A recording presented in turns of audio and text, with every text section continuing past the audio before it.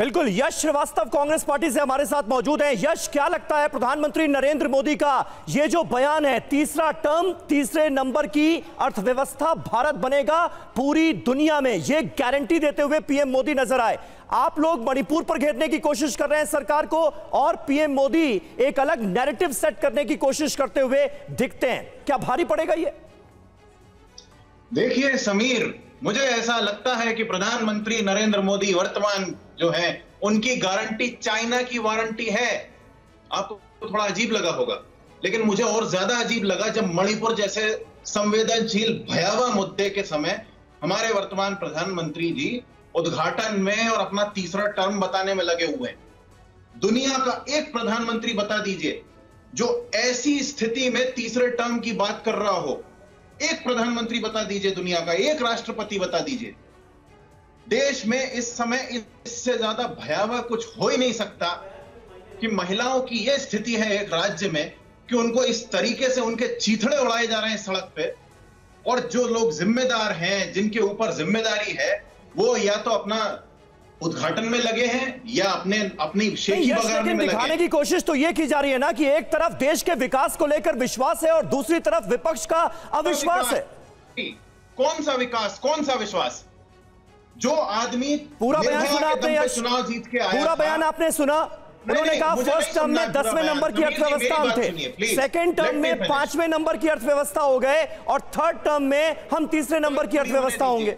ये पूरा बयान है। अर्थव्यवस्था पूरे देश का पैसा समेट के अडानी की जेब में डाल देने से अर्थव्यवस्था बड़ी नहीं हो जाएगी। देश का हर गरीब आज भी गरीब है, देश के लोग आज भी परेशान हैं, और महिलाओं के मान सम्मान के दम पे चुनाव जीतने वालों ने आज महिलाओं का सम्मान तार-तार होने दिया, कुछ नहीं बोल रहे। और तो और कल मणिपुर के मुख्यमंत्री बोलते हैं कि भाई अगर केंद्रीय नेतृत्व कहेगा तो हम इस्तीफा देंगे। Brijbhushan pro max. ठीक है राखी राठौर जी, अब आप जवाब दे दीजिए, क्योंकि यश अभी भी जोर शोर से, और कांग्रेस पार्टी नहीं पूरा ऑपोजिशन इसे लेकर लामबंद नजर आ रहा है। मणिपुर के मुद्दे से जरा भी इधर उधर होते लगता नहीं ऑपोजिशन, और ऐसे में कैसे इसका सरकार सामना करेगी? खेमा तो मजबूत हो रहा है, लेकिन यह मुद्दा अपने आप में बहुत बड़ा है जो कि जनता को कनेक्ट करता है सीधे तौर पर। देखिए समीर, मन समर्पित, तन समर्पित और ये जीवन समर्पित, चाहता हूं मातृभूत तुझे कुछ और भी दूं, इस ध्येय के साथ में आदरणीय मोदी जी, हमारे प्रधानमंत्री जी लगातार नेशन फर्स्ट की पॉलिसी के साथ काम कर रहे हैं। और मुझे लगता है किसी भी सरकार के लिए सबसे बेस्ट चीज ये हो सकती है कि अपने किए हुए कामों के साथ में जनता के बीच में जाए, और यही इनके काम है जिसकी वजह से जनता का विश्वास है। अविश्वास की बात जो जहां पर है वो सामने नजर ही आ रही है। समीर, अभी मैंने देखा किसी चैनल पे चल रहा था कि I.N.D.A पे, I.A पर इस जो विपक्ष पार्टी है उस पे बहुत सारे लोगों ने अपोज भी किया है कि क्यों इतनी जल्दी ये अविश्वास प्रस्ताव लाया गया, और कांग्रेस, तो मुझे लग रहा है कि ये विश्वास जनता का तो अटूट भारतीय जनता पार्टी पर है ही, कहीं ये अविश्वास प्रस्ताव ये चेक करने के लिए तो नहीं लाया गया कि विपक्ष पार्टी में कौन कौन साथ है। क्योंकि इनकी जो 2 मीटिंग्स हुई उसमें भी हमने देखा इफ्स एंड बट्स के साथ में ये जो इनकी आपस में संबंध हुआ है, ये जिस तरह से ये साथ आए हैं, तो उसमें कहीं ना कहीं समस्या होगी। ये नहीं, लेकिन राखी राठौर जी एक सवाल लीजिए, और मैं कोट करना चाहूंगा, अभी हमने खबर भी दिखाई जयराम रमेश को, क्योंकि देखिए प्रधानमंत्री ने जो कल जिक्र किया है थर्ड टर्म का, और उसमें दुनिया की सबसे बड़ी तीसरी इकॉनमी का जिक्र किया, तो जयराम रमेश ये बोल रहे हैं, तो आप अंक गणित के आधार पर क्यों भविष्य की बात करते हैं? सरकार कोई भी रही, ये तो होगा ही, ये बात, ये दावा जयराम रमेश करते नजर आ रहे कांग्रेस लीडर। देखिए कृपाशंकर जी, मुझे लगता है अगर ये हो सकता होता, अंकगणित के हिसाब से ही होता, तो 10 साल यूपी की गवर्नमेंट थी, तब क्यों नहीं ये काम हो गया? क्यों ऐसा हुआ कि पिछले 10 साल में हमें बताने के लिए बहुत सारी चीजें हैं, हम उन चीजों को हमने एड्रेस किया जो 70 साल में एड्रेस नहीं हुई। चाहे 12 करोड़ हमने टॉयलेट्स बनवाए हो महिलाओं की सम्मान के लिए, चाहे हमने 12 करोड़ जल कनेक्शंस दिए हो, चाहे 3 करोड़ से ऊपर पीएम आवास योजनाओं की मैं बात करूं, 48 करोड़ हमने जनधन खाते खोले जिससे डीबीटी, डायरेक्ट बेनिफिट ट्रांसफर के माध्यम से लोगों तक पैसा पहुंच सके। ये वही 85 पैसे की बात कर रही हूँ जो समस्या में थी। लेकिन एक बात और कहना चाहूंगी, मणिपुर की बात की जाती है, महिला सम्मान की बात बार बार की जाती है। मैं पूछना चाहती हूँ ये सिलेक्टिव आउटरीच क्यों है? राजस्थान के अंदर अगर आप देखें, हम लोग वहां पर लगातार इस तरह की घटनाएं हो रही है, लगातार एनसीआरबी की रिपोर्ट में हम टॉप पर आते हैं। बंगाल में इस तरह की घटनाएं हुई, आप वही बात कर रही हैं जिससे ऑपोजिशन सबसे ज्यादा बिखरा हुआ है।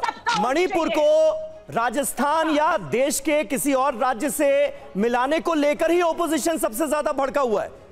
मैं आऊंगा आपके पास, आइए अब देख लेते हैं कि 2024 के चुनाव में आज के हालात के हिसाब से कौन सा खेमा किसके बूते मैदान मारने की कोशिश में हो सकता है। कुछ दिलचस्प जानकारियां हम आपके सामने रखने जा रहे हैं। 2024 में कौन किसके भरोसे। एनडीए 2 बार एक तरफा जीत का आत्मविश्वास, और इस आत्मविश्वास से, इस कॉन्फिडेंस से लबरेज है एनडीए। इंडिया विपक्षी एकता के भरोसे है, और यही वजह है कि मणिपुर के मुद्दे पर भी विपक्षी एकजुटता का मुजाहरा करने की कोशिश की जा रही है। एनडीए सरकार की राष्ट्रवादी छवि जो है उसके बूते चुनाव में जाना चाहेगा। इंडिया 10 साल की संभावित एंटी इनकम्बेंसी के भरोसे चुनाव में जाना चाहेगा। इसके अलावा चुनावी माइक्रो मैनेजमेंट एनडीए का मजबूत नजर आता है। और इंडिया की अगर बात करें, विपक्षी गठबंधन की बात करें, तो महंगाई और बेरोजगारी ये 2 बड़े मुद्दे हैं जिन्हें जनता के सामने